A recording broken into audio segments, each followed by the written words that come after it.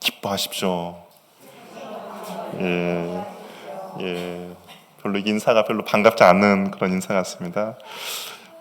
우리는 누구나 시험과 고난 싫어하죠. 혹시 나는 시험과 고난 좋습니다라는 사람 없어요.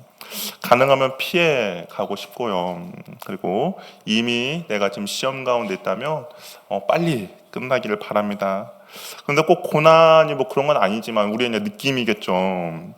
모든 것들이 안 좋은 것은 한꺼번에 몰아닥친다라는 그런 느낌이 있습니다. 우리 영화나 드라마를 보아도 그렇지 않습니까? 어떻게 해서든지 주인공을 좀 비참하고 좀 불쌍하게 만드는 것이 작가들이 할 일이잖아요. 그러니까 어려움을 고난 한꺼번에 주죠.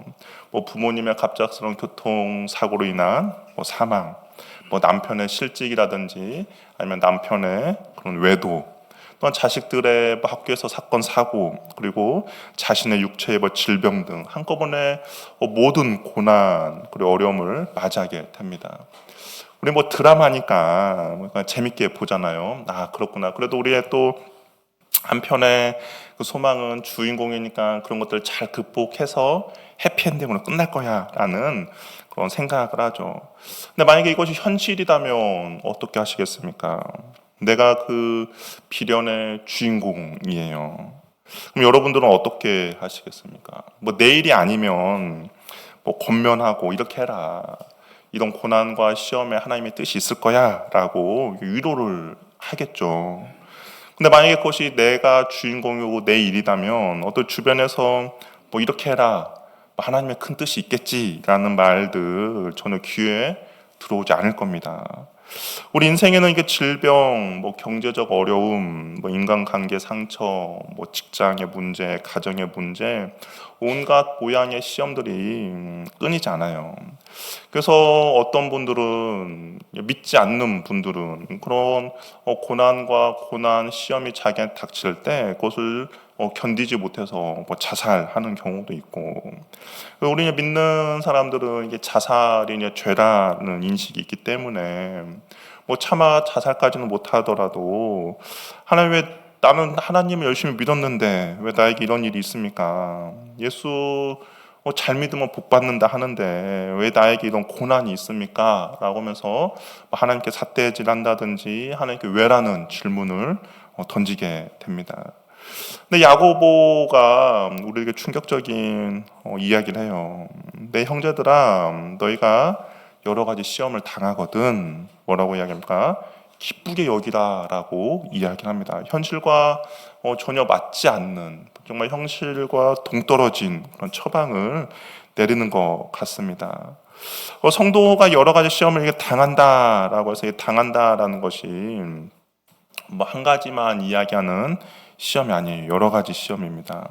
어떤 선택사항이 아니라 반드시 성도들, 형제들, 너희들에게 시험이 있다라고 이야기를 하는 거예요. 혹시 여러분들 중에 나는 지금까지 살면서 한 번도 시험을 당한 적이 없습니다 라고 말하실 분 있습니까?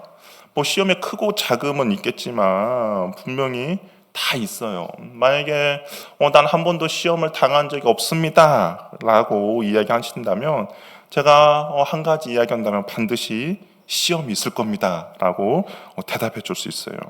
시험은 반드시 우리에게 일어나는 어떤 사건입니다. 여기서 당한다라는 표현이 어떤 의미냐면 강도들에게 둘러싸여 있다는 거예요. 아까 말한 대로 고난이 하나씩 순서대로 하나씩 찾아오는 것이 아니라 강도들에게 둘러싸여 있는 그런 단어입니다. 그리고 우연히 불시에 떨어지게 되다라는 단어예요. 그러니까 여기서 이 시험을 당한다라는 이것이 뭐냐면 내가 전혀 예상하지도 못했어요. 전혀 기대도 하지도 않았습니다. 그런데 갑자기 나에게 어려움이 닥쳐오는 것이죠.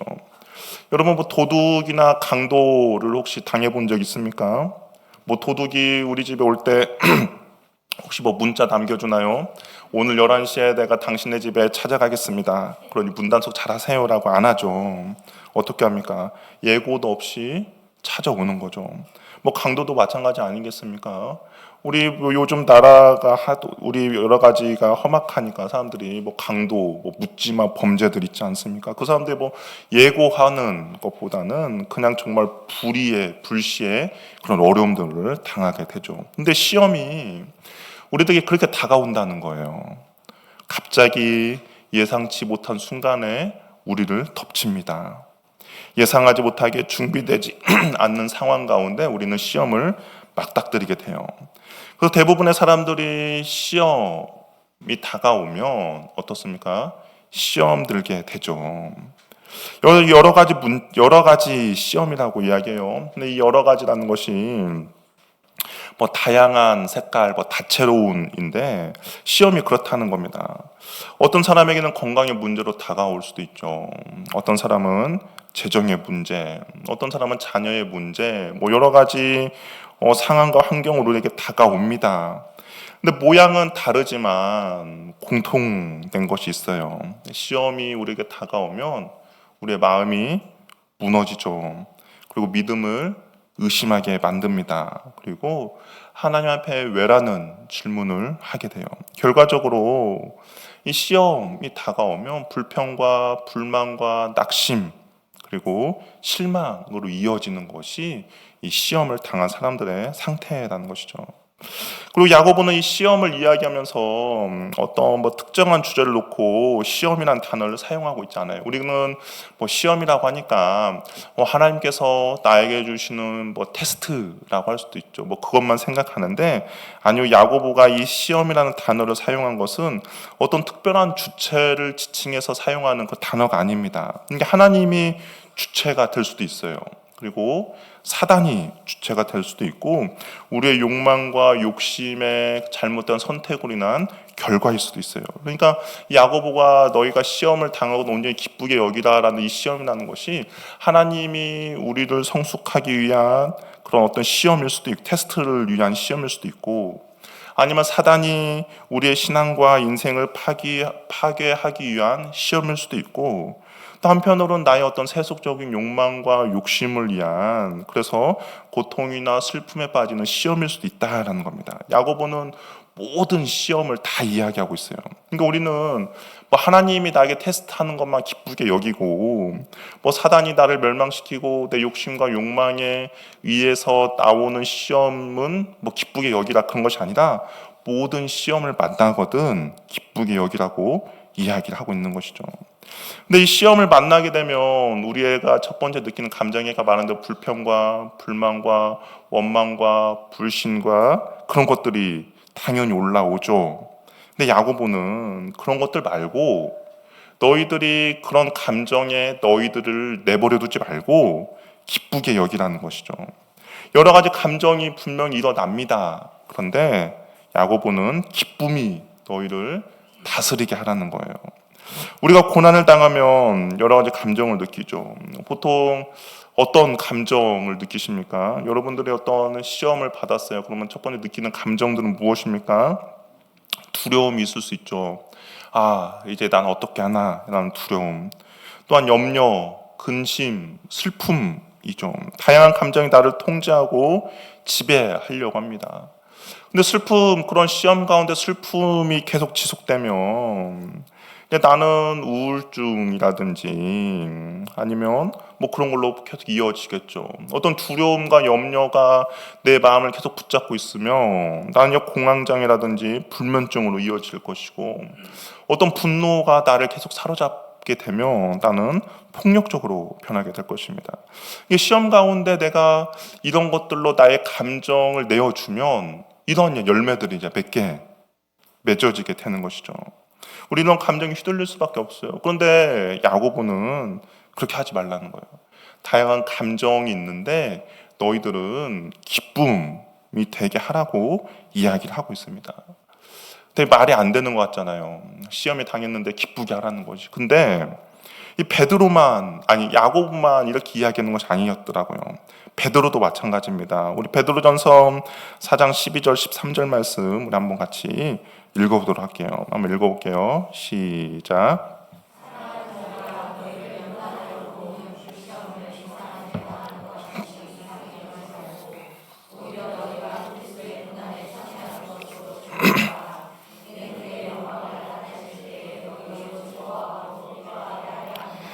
예, 베드로는요 불시험이라고 이렇게 이야기했습니다. 야고보가 말하는 여러 시험에 포함이 되어 있는 시험이죠. 그런데 베드로도 마찬가지로 즐거워하고 기뻐하라고 이야기합니다. 많은 감정들 중에 너희는 이 기쁨을 선택하라는 것이죠. 하지만 이 기쁨이라는 감정이 어떻습니까, 여러분? 저절로 솟아나나요? 난 시험에 당했는데 기뻐해야지 하면서 막 웃을 수 있습니까? 만약에 시험에 당했는데 막 저절로 기쁨이 막 나온다. 그럼 병원 가봐야 돼요. 우리가 그렇게 될 수가 없어요. 우리의 감정이 그럴 수가 없어요. 그럼에도 불구하고 야고보는 의지적으로 기쁨을 선택하라라는 거 이야기합니다. 근데 우리가 의지적으로 기쁨을 선택할 수 있는 이유가 있어요. 뭐냐? 하나님의 주권을 믿기 때문인 것이죠. 모든 시험이 아까 말한 대로 모든 시험이죠. 하나님의 테스트라든지 아니면 사단이 우리를 멸망시키기 위한 시험이라든지 나의 정욕과 욕심에 의한 시험이든지 그 모든 시험이 결국에는 하나님의 주권 아래 있기 때문입니다. 우리 한번 생각해 봅시다. 이스라엘 백성들이 출애굽을 했어요. 그래서 광야에 머물게 됩니다. 광야도 시험이잖아요. 그건 누가 준 시험이죠? 하나님이 이스라엘 백성들을 테스트하는 것, 이스라엘 백성답게 만들기 위한 그런 시험이었습니다. 또 욥기를 보세요. 욥기는 누가 준 시험이었습니까? 욥기는 누가 준 거였죠? 사단이 욥을 무너뜨리기 위해서 준 시험이었죠. 그런데 불구하고 그 모든 시험의 뒤에는 누가 있습니까? 하나님이 계셨다는 것이죠. 야고보가 하고 있는 이야기는 그거예요. 기쁘게 여기라라는 것이 단순히 그냥 그것이 아니라 그 시험의 모든 주권이 하나님 아래 있기 때문에 너희가 기쁨을 선택하라는 것이죠. 시험의 고통 자체는 결코 즐거운 것이 아니에요. 그러나 그 시험을 통해 이루실 하나님의 목적이 있다라는 겁니다. 우리 욥기를 조금씩 계속 이야기할 텐데 욥도 한번 생각해 보세요. 사단이 분명히 욥을 시험했죠. 근데 하나님께서 사단에게 허용을 해주셨습니다. 근데 그 이면이 뭐가 있죠? 왜 하나님께서 사단에게 욥의 시험을 허락해 줬습니까? 왜 허락해 주셨죠? 이 욥이 이 물질로 건강으로 나를 경외하는 것이 아니라 그냥 그 자체만으로 나를 경외한다는 것을 증명해 주고 싶은 하나님의 목적이 있었죠. 그러니까 모든 시험을 통해서 하나님께서 이루시고자 하는 목적이 있습니다. 그 목적의 선함을 바라볼 때 우리는 전체 그림 안에서 기쁨을 선택할 수가 있다는 것이죠. 고난을 통해서 하나님을 신뢰하기로 결정하는 거예요. 항상 주 안에서 기뻐하라 라는 말처럼 기쁨의 대상이 상황이 아니라 주님 자신이기 때문입니다.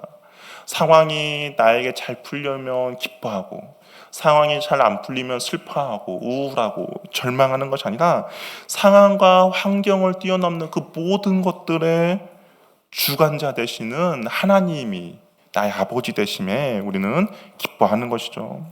우리가 기뻐할 수 있는 이유는 하나님의 어떤 목적이 있다는 거예요. 그 목적은 뭐냐? 믿음의 시련이 인대를 만들어내는 줄 너희가 안다라고 이야기합니다. 이 믿음의 시련이라는 것은 금속을 이제 불에 넣는 것과 불순물을 가려내는 그런 과정이거든요. 불이 금을 망가뜨리는 것처럼 보이잖아요. 그렇죠? 우리가 금을 어떤 재련을 하면 높은 온도에 금을 넣으면 불이 금을 망가뜨리는 것처럼 보입니다. 그건 어떻습니까? 아니죠. 오히려 더 순결하고 더 빛나게 하죠. 근데 시험이 바로 그렇다는 거예요. 시험이 우리의 믿음을 더욱더 순수하게 만든다라는 겁니다. 평상시에는 내가 하나님에 대한 어떤 잘못된 시각들이 갖고 있어요. 내가 평상시에는 하나님 어떤 오해가 있습니다. 평상시에는 내가 어떤 욕심과 욕망으로 인해서 하나님을 바라봤어요. 그런데 이 시험이라는 그런 것에 나를 집어넣으면 그 불순물과 오해와 하나님에 대한 어떤 잘못된 것들이 걷어지는 것이죠. 그래서 이러한 믿음의 시련이 인내를 만들어낸다라고 합니다. 여기서 인내라는 것이 그냥 참고 견디는 정도가 아니에요. 인내라는 것이 막 어쩔 수 없이 참고 견디는 것이 아니라 여기서 야고보가 인내라는 단어를 쓴 것은 아래에 머물다 밑에 그들이 있다라는 의미인데요. 이건 무엇이냐? 무거운 어떤 짐을 내가 들고 있는데 그 안에서 도망치지 않고 그 자리를 끝까지 지켜내는 적극적인 견딤을 이야기합니다. 그러니까 내가 어떤 무거운 물건을 들고 있어요. 근데 무거우면 보통 사람들 어떻게 합니까? 집어 던지고 모르겠다고 가잖아요. 근데 야고보가 여기서 말하는 인내를 만들어낸다는 것은 내가 무겁지만 그 때가 될 때까지 그 무거운 걸 끝까지 들고 있는 모습이라는 것이죠. 성도들이, 믿음의 사람들이 시련 속에서 가장 먼저 하는 실수가 뭐냐면 도망쳐버리고 피해버리는 겁니다. 인내는 문제 해결을 기다리는 시간이 아니라 하나님께서 일할 때까지 그분의 은혜의 보좌 앞에 머물러 있는 영적 훈련이거든요. 그런데 시련과 시련이 나에게 닥쳐버리면 사람들은 그냥 냅다 모르겠다 하고 피해버리는 것이죠. 그러나 야고보가 인내하라는 것은 하나님의 약속을 신뢰하며 그 자리를 끝까지 지켜내는 거예요. 그러면서 나에게 어떠한 영적 근력이 생기게 됩니다. 영적인 믿음의 근육들이 생기는 거예요. 우리 운동할 때 이렇게 역기 같은 거 들잖아요. 역기가 들으면 우리가 근육이 생기는 그 원리를 아십니까? 역기를 들으면 근육이 왜 생기는지 아세요? 아십니까 혹시? 근육이 찢어지거든요. 근육이 찢어집니다. 찢어지면서 거기에 또 다른 힘줄들이 더 채워지는 거예요. 그러면서 근육이 생기는 거죠. 그것이 운동할 때 사람들이 근육이 생기는 과정입니다. 그런 운동들을 통해서 나의 근육들이 자리 잡게 되고 건강한 모습을 자리 잡게 되는 걸 만들어지는 거죠. 근데 인내가 그런 의미가 있다는 거예요. 처음에는 무겁죠, 힘들죠, 어렵죠. 그러나 거기서 내가 참고 견디며 인내할수록 나의 영적인 근육들이 발달되고 영적인 근육들이 생기게 된다라는 겁니다. 그러다 보면 하나님께서 우리의 인생에 불필요한 찌꺼기들을 제거해 주시는 거죠. 그러면서 오직 하나님만 바라보고 신뢰하게 되는 겁니다. 우리 그런 말 있지 않습니까? 인내는 쓰고 열매는 어떻죠? 달다라는 것처럼 인내는 참고 견디는 사람만이 가질 수 있는 열매라는 것이죠. 사단은 우리에게 시험이 오면 도망치라고 속삭여요. 기도해봐야 소용없다라고 이야기합니다. 예배에 나가봤자 뭐가 달라지냐고 이야기하죠. 헌신해도 그냥 아무 소용없다고 그냥 포기하라고 해요. 그러나 하나님은 말씀하시죠. 인내하라고 말씀하십니다. 하나님의 하실 일이 있다는 거예요. 이러한 상황과 환경을 통하여서 하나님이 너를 만들어 가고 빚어지고 하나님의 그 뜻과 계획이 이 안에 숨어 있다라는 겁니다. 그렇기 때문에 인내하라고 참고 견디라고 이야기하는 것이죠. 우리 신앙에서 성공한 사람들을 가만히 보면 그 사람들의 특징은 인내라는 근육이 잘 만들어진 사람들이라는 것이죠. 어려움을 잘 극복해낸 사람입니다. 우리 대표적으로 다윗을 한번 생각해 봅시다. 다윗은 이유를 모르는 시험이 닥쳐왔죠. 그리고 그 사울을 죽일 수 있는 기회가 있었어요. 어떻게 보면 자기에게 오는 시험을 단번에 끝낼 수 있었습니다. 그럼에도 불구하고 다윗은 어떻게 했습니까? 인내 끝까지 참고 견뎠죠. 어떻게 참고 견뎠습니까? 하나님이 하실 때까지 참고 견뎌냈죠. 그때는 어떻게 됐습니까? 하나님께서 그를 뛰어난 위대한 왕으로 세워주셨죠. 만약에 다윗이 사울을 그냥 죽였다 그러면 다윗은 편했을 거예요. 더 이상 도망자 신세가 안 됐으니까 편했겠죠. 그런데 우리가 나중에 사무엘상 사무엘 할 말씀을 나눌 텐데 그때 만약에 다윗이 사울을 죽였다 그러면 그 사울을 지지하는 사람들을 하나가 되지 못하였습니다. 왜냐하면 사울을 여전히 지지하는 지파들이 있었거든요. 근데 그 지파들에게 다윗이 지지를 받아서 왕으로 세워줄 수 없는 결과가 벌어질 수도 있었던 것이죠. 근데 다윗은 어떻게 했습니까? 끝까지 참고 견뎠죠. 하나님이 그 일을 하실 때까지 견뎠습니다. 그랬더니 하나님께서 그를 세워주셨고 통일 왕국을 이루는 왕이 된 것이죠. 우리 로마서 5장 3절 4절 말씀은 이 인내에 대해서 잘 요약해주고 있는데요. 우리 한번 읽어보도록 하겠습니다. 시작.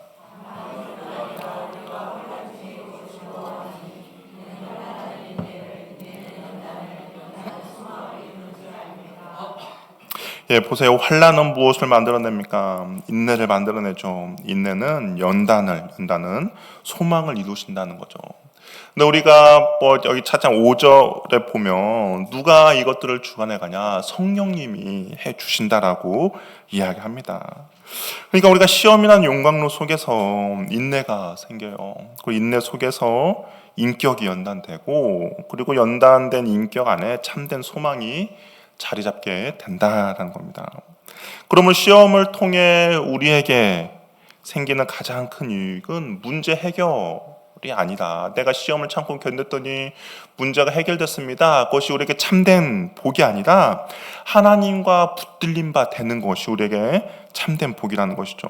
근데 왜 야고보가 뭐라고 하냐? 너희가 알미다라고 이야기해요.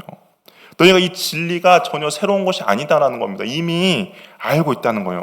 왜 알고 있습니까?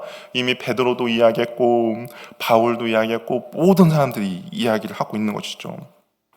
새로운 지식을 가르치는 것이 아니라 너희들 알고 있는 이 진리를 다시 한번 상기시키고 있는 것이죠. 우리도 마찬가지 아닙니까? 여러분, 고난이 오면 어떻게 해야 된다는 거 모르시는 분 있습니까? 여러분, 어떤 시험이 왔어요. 난 시험이 어떻게 하는지 모른다라는 분 없을 거예요. 교회 1, 2년이면 모를 수 있겠지만 여기 계신 분들은 다 교회밥 오래 드셨잖아요. 시험이면 내가 어떻게 대처해야 되고 어떻게 반응해야 되고 어떻게 해야 하는 거 다 알고 계세요. 그래서 말씀 우리에게 다시 한번 묻는 거죠. 너희가 이것을 알지 못하느냐? 여러분, 다시고죠. 그렇기 때문에 이 진리를 다시 한번 마음에 새기시길 바랍니다. 그래서 시험이 왔을 때 모르는 사람처럼 행동하지 말고 하나님의 진리를 아는 사람처럼 행동하시길 바랍니다. 그러면 하나님은 왜 이런 어려운 가운데 우리가 끝까지 견디며 인내하기를 원하시는가? 그 이유가 있다라는 거예요. 그 이유가 무엇이냐? 우리 4절 말씀 한번 같이 읽어보도록 하겠습니다. 시작.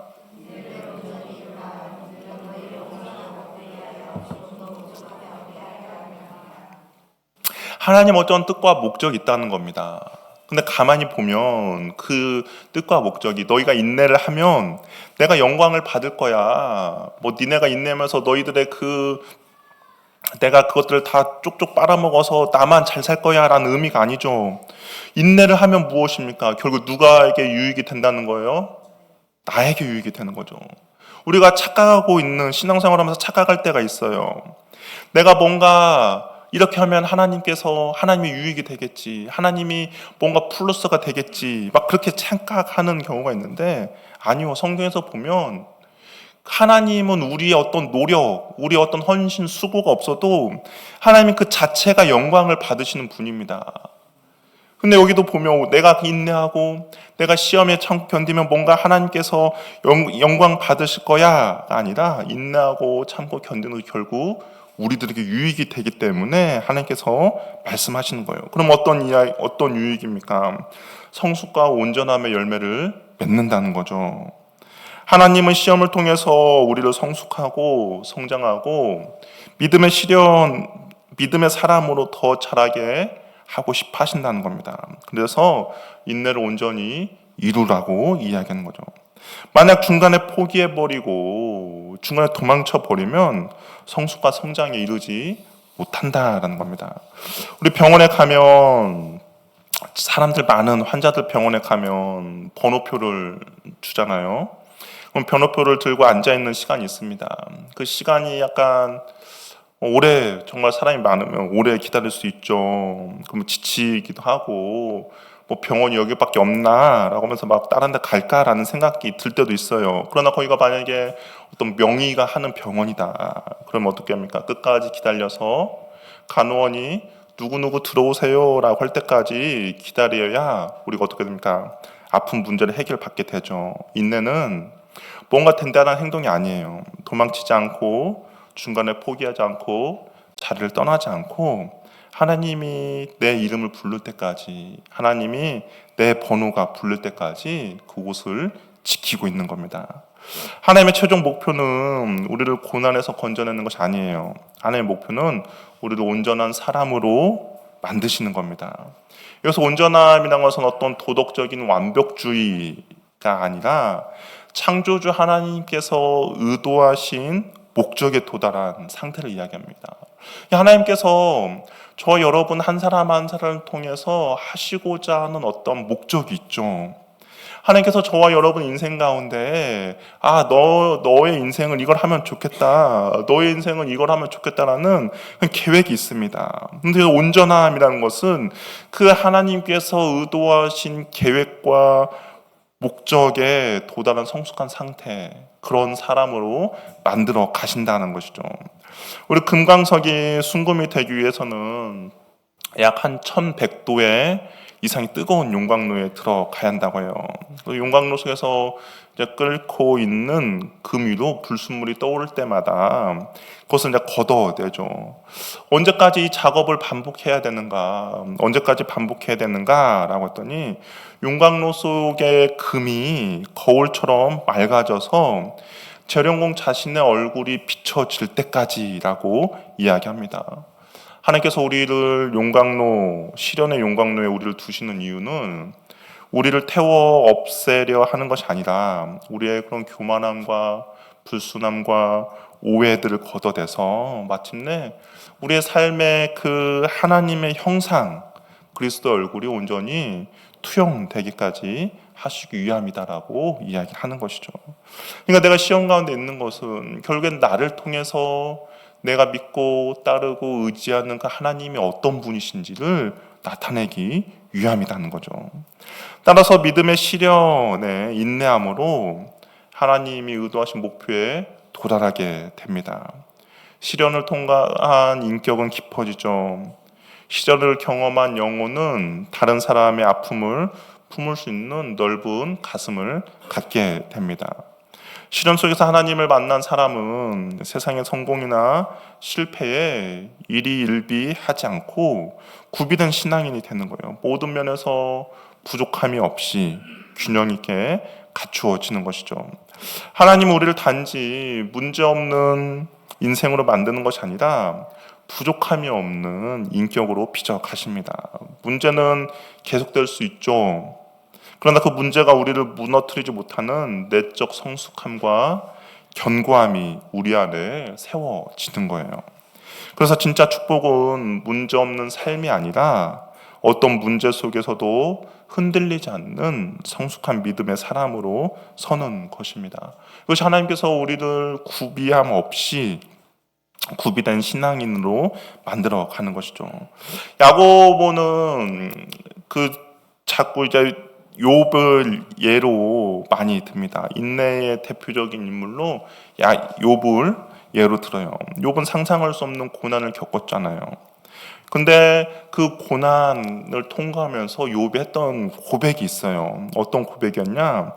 하나님을 더 깊이 알게 됐다라고 고백을 하는데요. 우리 욥기 42장 5절 말씀 우리 한번 읽어보도록 하겠습니다. 욥기 42장 5절 말씀입니다. 시작.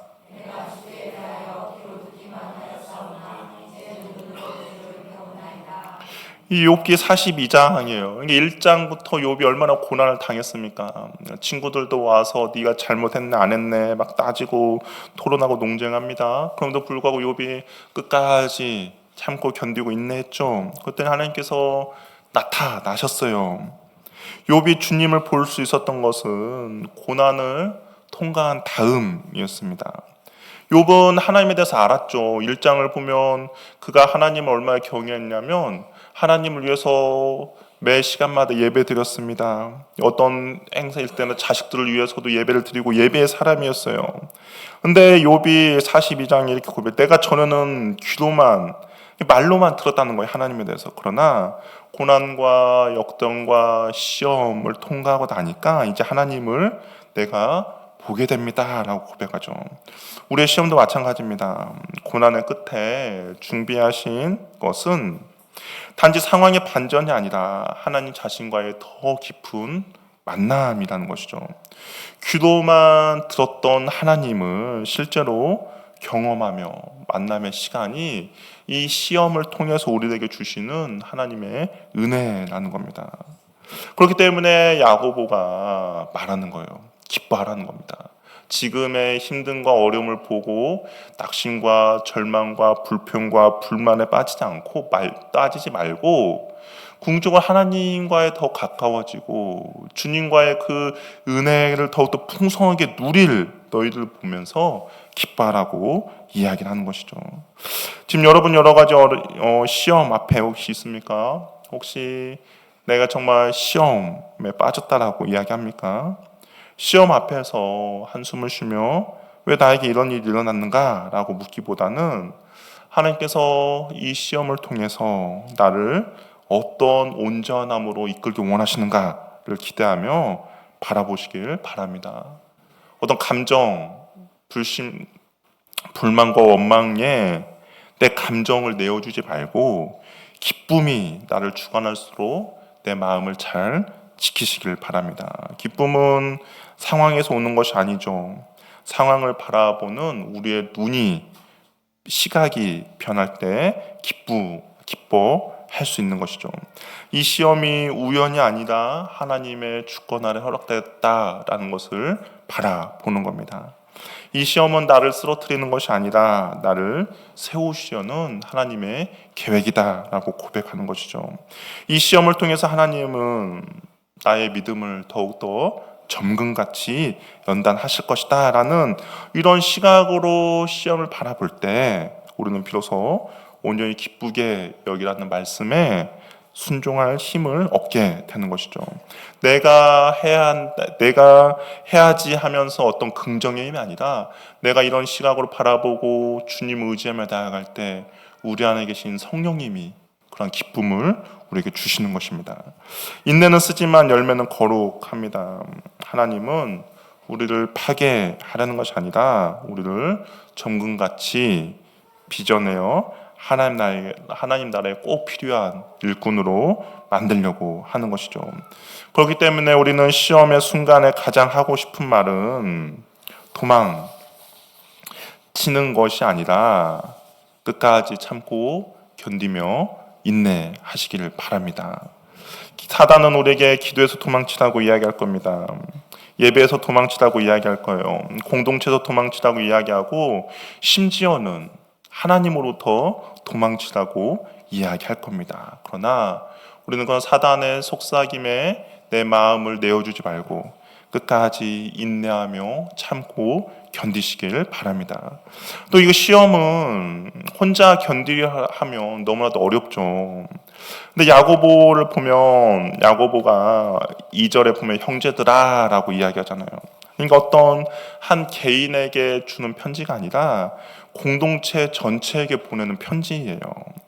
서로의 그 시험과 시련을 나누고 함께 울고 함께 기도하라는 권면이 이 안에 담겨 있는 것이죠.